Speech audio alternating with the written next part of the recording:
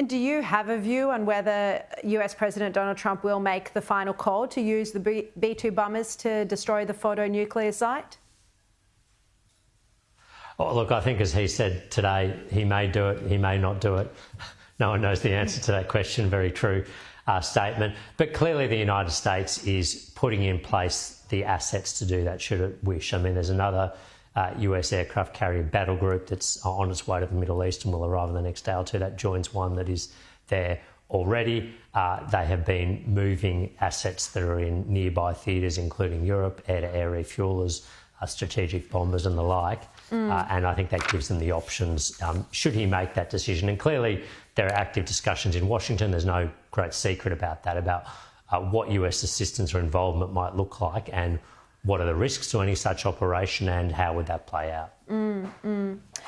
Dave, just on the Australian response, when the war broke out, Penny Wong called for both sides to de-escalate, as if there was some equivalence between Israel and Iran. How ludicrous is this? Were these comments? Well, she called for both sides to de-escalate. She also called for a return to dialogue. I mean, Israel and Iran have not spoken in 46 years. The Islamic Republic of Iran does not recognise Israel. In fact, it's committed to Israel's destruction. There are no diplomatic relations and there has been no dialogue. There's nothing to return to. So I think that was unanchored from reality, but I'm pleased to see that she's changed her tone and her message considerably since then. I expect that Anthony Albanese at the G7 meeting got quite a clear steer about what other world leaders were doing, and it was clear that Australia's plaintiff calls were just out of step with where the international community is on this issue. Exactly, and I like the way you put that about her comments, you know, not attached to reality. As a former ambassador yourself, do you shudder at the sort of language we have heard from Penny Wong and the Albanese government and just how much of a departure it is from long-term bipartisan support for Israel? I do, and I think it's done Australia's standing damage. I mean, I think we've basically dealt ourselves into irrelevance under this government. I mean, you know, Penny Wong issues these statements from Adelaide and press conferences, but the world is not listening. No one is taking Australia's views on this issue seriously. They're getting on and dealing with it. And, you know, look, I think most world leaders overwhelmingly recognise that Iran's destabilising actions in the region, its pursuit of nuclear weapons, its ballistic missile program, its support to armed terrorist groups has been a negative force throughout the world. And if Iran is not prepared to deal with that through diplomacy, then we should be glad it's being dealt with through other means. Indeed.